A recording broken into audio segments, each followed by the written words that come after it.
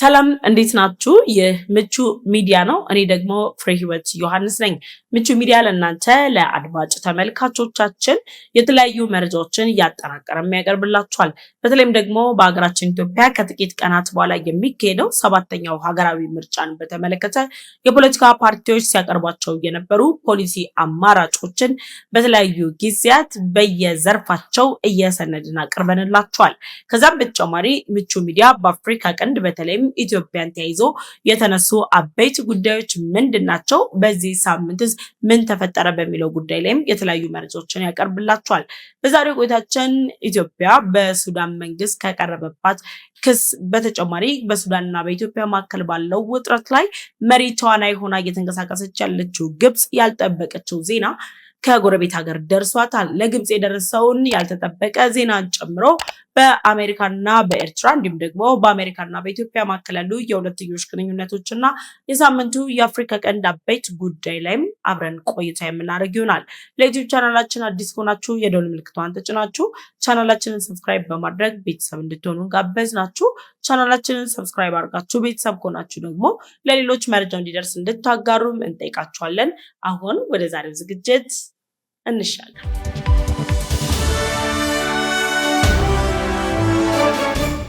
በዚህ ሳምንት ላይ የሱዳን ሉዓላዊ መንግስት ወይም ደግሞ የሱዳን ጦርን የሚመሩት ጀነራል አልቡርሃን ኢትዮጵያ መነሻውን ባህር ዳር አድርጋ መዳረሻውን ካርቱም ያደረገ የድሮን ጥቃት ፈጽማብኛለች የሚል ክስ ካቀረበ በኋላ በኢትዮጵያ ላይ የተለየ ፍላጎት ያላቸው የኤርትራና የግብጽ ባለስልጣናት ጉዳዩን ለማራገብ የተለያዩ ጥረቶችን ሲያደርጉም ቆይተዋል። የግብጽና የኤርትራ መንግስት ከሚያደርጉት ጥረት በተጨማሪም ደግሞ የሱዳን ጦር በኢትዮጵያ የሚገኙ ስትራቴጂካዊ የድንበር አካባቢዎች ላይ ጦር ሰራዊትና የጦር መሳሪያውን ጭምር በማንቀሳቀስ በኢትዮጵያ ላይ የተለያዩ ትንኮሳዎችን ለማድረግ የሚያስችሉ ዝግጅቶችን እያደረጉም ይገኛሉ። በሉዓላዊ ሀገርነት ለመቀጠል እጅግ አደገኛ ፈተና ውስጥ የምትገኘው ሱዳን በእርስ በርስ ጦርነት እየታመሰች ዛሬ ላይ 4ኛ ዓመቷን አስቆጥራለች። የሱዳን የእርስ በርስ ጦርነትን እንደ ምቹ አጋጣሚ የተጠቀመችው ግብጽ ታዲያ ሱዳንን ተጠቅማ ኢትዮጵያ ላይ በህዳሴ ግድቡ ለደረሰባት ሽንፈት አሁን ደግሞ ኢትዮጵያ በቀይ ባህርና በፖለቲካው በኢኮኖሚና በፖለቲካ ዘርፉ ላይ ዲፕሎማሲን ጨምሮ ጫና እያሳደረች በመሆኗ ኢትዮጵያ ላይ ብልጫ ለመውሰድ የኢትዮጵያን የውስጥ ሰላም ለማወቅ በምታደርገው ጥረት ላይ የሱዳንን ግርግር መጠቀሚያ አድርገዋለች። ይህ በእንዲህ እንዳለ በኢትዮጵያ መንግስት ላይ የሱዳን መንግስት የመሰረተውን ክስ ተከትሎ ሲአይኤ ኢትዮጵያ ከዚህ ክስ ጀርባ እንደሌለችበትም አረጋግጧል። የተለያዩ ሀገራት መሪዎችም አሁን ላይ በኢትዮጵያ የተለያዩ ፍላጎት እንዳላቸውና በሰሞኑም ደግሞ የፈረንሳዩ ፕሬዝዳንት ጨምሮ ሌሎች ሀያላን ሀገራት መሪዎችም አዲስ አበባ ሊከትሙ እንደሆነም የተለያዩ ምንጮች እየገለጹ ይገኛሉ።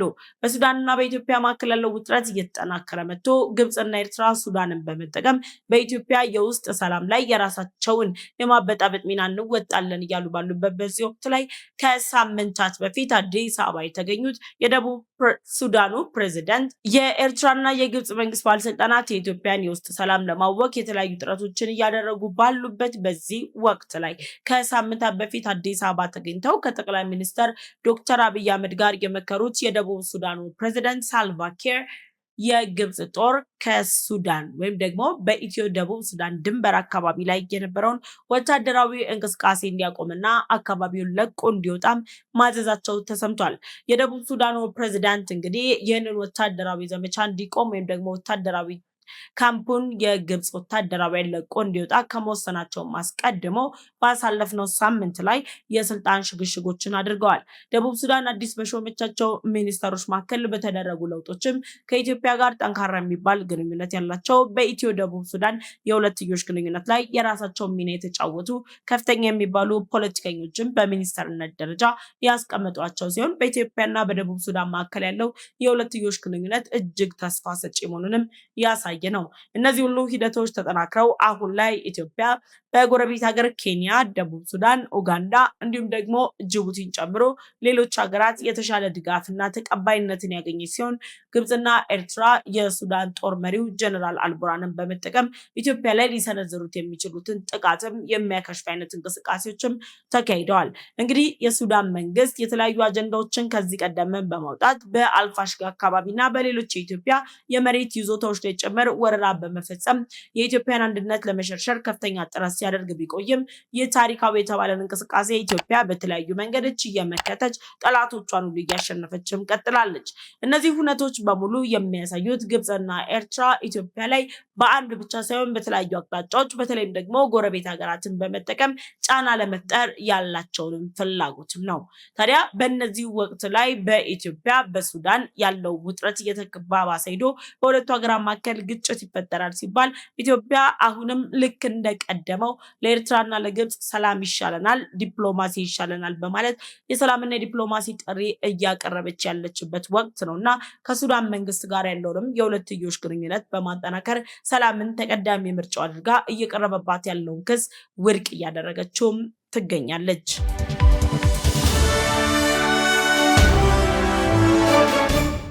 በአፍሪካ ቀንድ የሚገኙ የረጅም ጊዜ ታሪክ ያላቸው ሀገራትም ሆኖ እንደ ሀገር ለመመስረት የኢትዮጵያ አስተዋጽኦ ያስፈልጋቸው ወይም ደግሞ ኢትዮጵያ ሀገር ኑሮ እንዲቀጥሉ የተለያዩ ድጋፎችን ያደረገችላቸው ጎረቤት ሀገሮቻችን በሙሉ አሁን ላይ ሞቅ አንዴ ደግሞ ቀዝቀዝ እያሉ በዓለም የፖለቲካ ውህደት በተለይም ደግሞ በፖለቲካው አተያይ ላይ የተለያዩ ሀሳቦችን ያስደምጣሉ።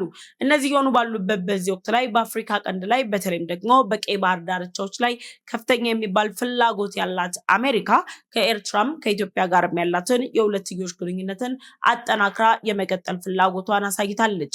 በአሜሪካና በኤርትራ መካከል ይፈጠራል ተብሎ የታሰበው ወይም ደግሞ አሜሪካ የዲፕሎማሲ ግንኙነትን አጠናክርበታለሁ በማለት በኤርትራ ላይ የተጣሉ ማዕቀቦችን ለማንሳት ሁሉ የሚያስችሉ ውሳኔዎች ላይ መድረሷን የሚገልጹ መረጃዎችም ሲወጡ ቆይተዋል።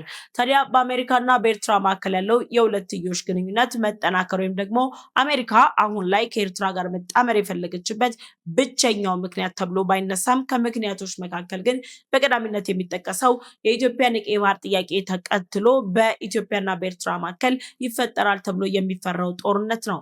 ታዲያ በኢትዮጵያና በኤርትራ መካከል ያለው ጦርነት እንዳይፈጠር ጥረትን እያደረጉ የሚገኙ የአሜሪካ መንግስትን ጨምሮ ሌሎች የዓለማችን መንግስታቶች የተለያዩ እርምጃዎችን እየወሰዱ ሲሆን አሜሪካ ግን ከኤርትራ ጋር ያላትን የዲፕሎማሲ ግንኙነት በማስፋት ኤርትራ ላይ የተጣሉ ማዕቀቦችን ጭምር በማንሳት አሜሪካ ኤርትራ የምትቆጣጠራቸውን የቀይ ባህር ዳርቻዎችን ጭምር በመጠቀም ቀይ ባህር ላይ የኃይል ሚዛኗን ለመድፋት ጥረቶችን እያደረገች ትገኛለች። በአሜሪካና በኤርትራ መካከል ይፈጠራል ተብሎ የሚገመተው የሁለትዮሽ ግንኙነት እጅግ መነጋገሪያ በሆነበት በዚህ ወቅት ላይ ታዲያ የኢትዮጵያ የውጭ ጉዳይ ሚኒስትር ዶክተር ጌዲዮን ጢሞቴዎስ አሜሪካ ተገኝተዋል። እኚህ ሚኒስትር ታዲያ አሜሪካ መሄዳቸው ብቻ ሳይሆን በአሜሪካ የስልጣን ተዋረድ ውስጥ ከፍተኛ ስልጣን ያላቸው የውጭ ጉዳይ ሚኒስትር ማርክ ሩቢዮ ጋርም በሁለትዮሽ ጉዳዮች ላይ በጋራ መክረዋል። ሌላኛው ጉዳይ የኢትዮጵያ የውጭ ጉዳይ ሚኒስትር ዶክተር ጌዲዮን ጢሞቴዎስ አሜሪካ በነበራቸው ቆይታ ላይ ከአሜሪካ መንግስት ጋር የሁለትዮሽ ስምምነት ፊርማንም አሳርፈዋል።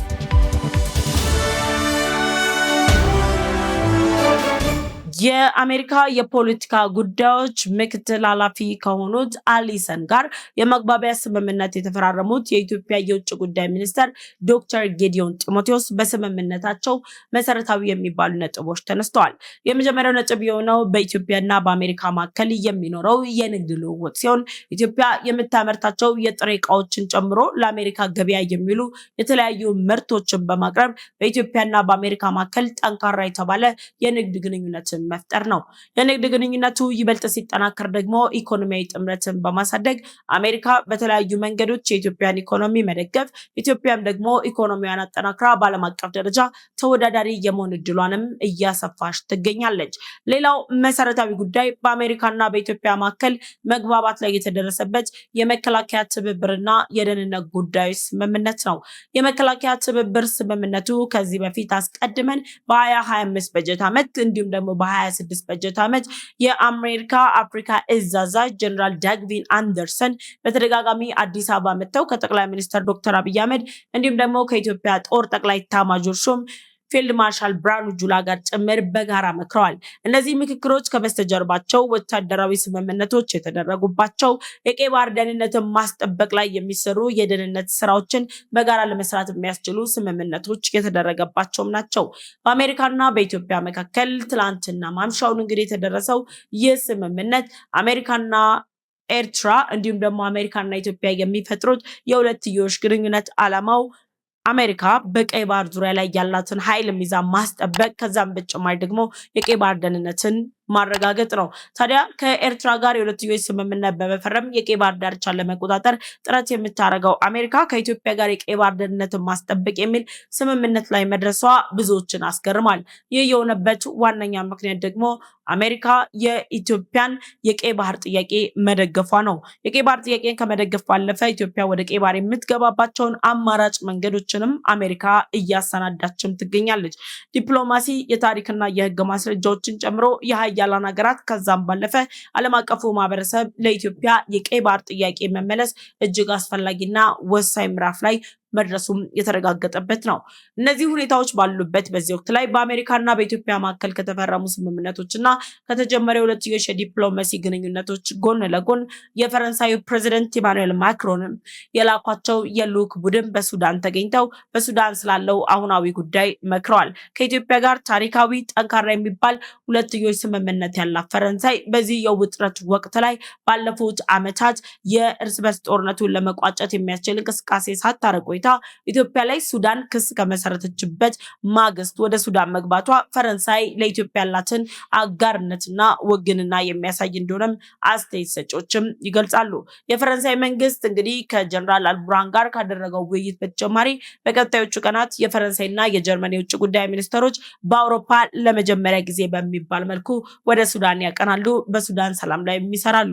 በጥቅሉ በአፍሪካ ቀንድ ላይ እየተንቀሳቀሱ ያሉ ሀያላን ሀገራት የኢትዮጵያን የቀይ ባህር ጉዞ ለማሳካት እየተደረደሩም ይመስላሉ።